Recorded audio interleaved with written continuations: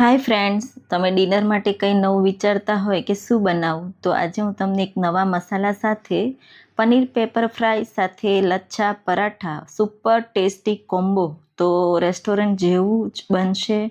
તો એટલું ટેસ્ટી અને સુપર ડીશ છે, તો જરૂરથી આ રેસીપી ટ્રાય કરજો. તો ચાલો બનાવીએ. તો એક પેન લીધી છે. પેનમાં આપણે 25થી 30 મીઠા લીમડાના પાન લઈશું અને એકદમ સારી રીતે રોસ્ટ કરી લઈશું. તો મોઇશ્ચર હોય એ બધું ઉડી જશે અને એકદમ સારી રીતે રોસ્ટ થઈ જાય એટલે આપણે એમાં 1 ચમચી જેટલા મરીના દાણા સાથે 1 ચમચી સૂકા ધાણા ઉમેરી દઈશું, સાથે 1 ચમચી જીરું, 1 ચમચી વરિયાળી અને 1 તજનો ટુકડો, 4 લવિંગ અને સાથે 3થી 4 સૂકા કાશ્મીરી લાલ મરચાં. તો આ મસાલો આપણે પનીર પેપર ફ્રાય સાથે પરાઠામાં પણ આપણે યુઝ કરવાના છીએ. તો એકદમ સારી રીતે રોસ્ટ કરી લઈશું. સુગંધ આવે ત્યાં સુધી આપણે શેકવાનું છે. તો શેકાઈ જાય એટલે ઠંડુ થાય પછી જ આપણે એનું પાવડર રેડી કરીશું. તો શેકાઈ ગયું. હવે મિક્સિંગ જારમાં ઉમેરી દઈશું અને દરદરો આવો પાવડર રેડી કરીશું. તો આ મસાલો તમે કોઈ પણ ભરેલા શાક, ભીંડી, આલુ કે કોઈ પણ પનીરના શાકમાં યુઝ કરી શકો છો. હવે આપણે એક મીડિયમ સાઇઝની ડુંગળી ઝીણી કટ કરી લઈશું. સાથે કેપ્સિકમ, તો મારી પાસે યલો અને રેડ કેપ્સિકમ હતું, એ બંને લીધું છે. બંને ચોપ કરી લઈશું અને મેં અહીંયા 200 ગ્રામ જેટલું પનીર લીધું છે, એને આપણે સારી રીતે કટ કરી લઈશું. તો પીસીસ થોડા મોટા રાખવાના એટલે બહુ સારો એવો ટેસ્ટ દેખાવ આવશે. હવે એક કડાઈમાં તેલ ઉમેરી દઈશું, 2 ચમચા જેટલું. તેલ સારું એવું ગરમ થાય એટલે 1 ચમચી આપણે ઝીણું કટ કરેલું લસણ થોડું બ્રાઉન જેવું થાય ત્યાં સુધી આપણે સાતળવાનું છે.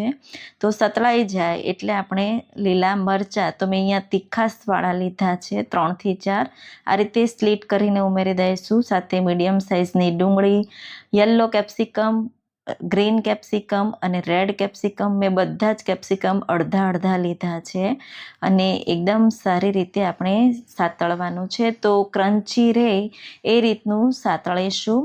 તો થોડું સાતળી લેવાનું અને હવે એમાં 1 ટીસ્પૂન જેટલું મીઠું ઉમેરી દઈશું, એટલે કે સ્વાદ પ્રમાણે, અને અડધી ટીસ્પૂન જેટલી હળદર ઉમેરી એકદમ સારી રીતે આપણે આ રીતે સાતળવાનું છે.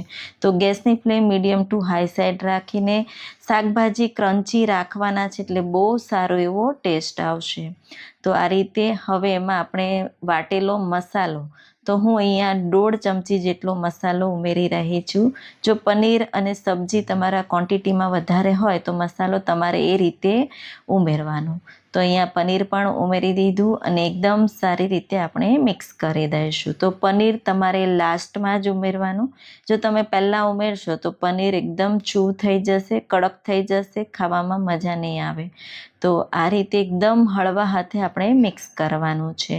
તો ઘરે એટલું ટેસ્ટી બને છે કે રેસ્ટોરન્ટનું કે તમે હોટલનું પણ ભૂલી જશો. તમે સ્ટાર્ટર તરીકે પણ ખાઈ શકો છો, પણ હું આજે લચ્છા પરાઠા સાથે સર્વ કરું છું. તો એક જ મસાલા સાથે આપણે બંને વસ્તુ બનાવીશું. તો તમે જોઈ શકો છો એટલું ટેસ્ટી અને લાજવાબ. તમે બાળકોના લંચ બોક્સમાં પણ આપી શકો છો. મસાલો રેડી હશે તો ફટાફટ બનીને રેડી થઈ જશે. તો આ રીતે તમે જોઈ શકો છો એટલું ટેસ્ટી બનીને રેડી છે. હવે આપણે પરાઠા રેડી કરી લઈએ. તો મેં અહીંયા એક મીડિયમ સાઇઝનો લુઓ લીધો છે અને આ રીતે આપણે મોટું પરાઠા જેવું વણી લઈશું.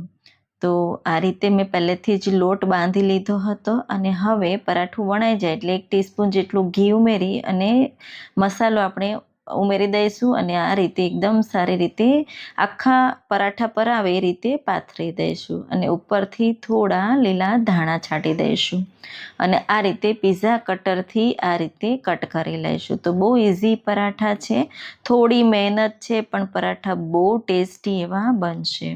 તો આ રીતે પટ્ટીને રોલ કરી લઈશું અને એકની ઉપર એક આ રીતે રોલ કરતા જઈશું અને આ રીતે લુઓ રેડી કરી લઈશું.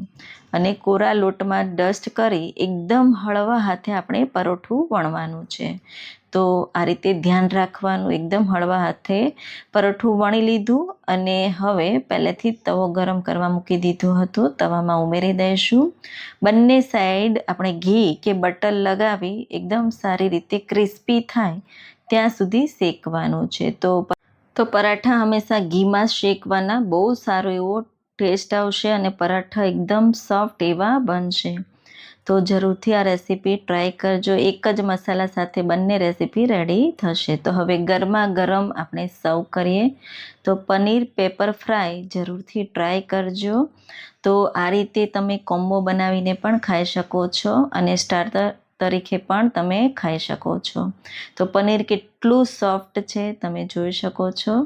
તો એમ જ તમારે ખવાઈ જશે, એટલું ટેસ્ટી આ બને છે. તો મેં આજે પરાઠા સાથે બનાવ્યું છે, તો બધાને જ બહુ ભાવ્યું. તો આ રેસીપી તમને કેવી લાગી એ મને કોમેન્ટ્સમાં જરૂરથી કહેજો. રેસીપી ગમી હોય તો લાઈક કરજો અને મારા વિડીયોને વધુમાં વધુ શેર કરજો. મારી જરીક પણ મહેનત તમને ગમી હોય તો મને કોમેન્ટ્સમાં જરૂરથી કહેજો અને કઈ સિટીમાંથી મારા વિડીયો તમે જોઈ રહ્યા છો એ પણ મને કહેજો, જેથી હું તમને દિલથી થેન્ક્સ કહી શકું.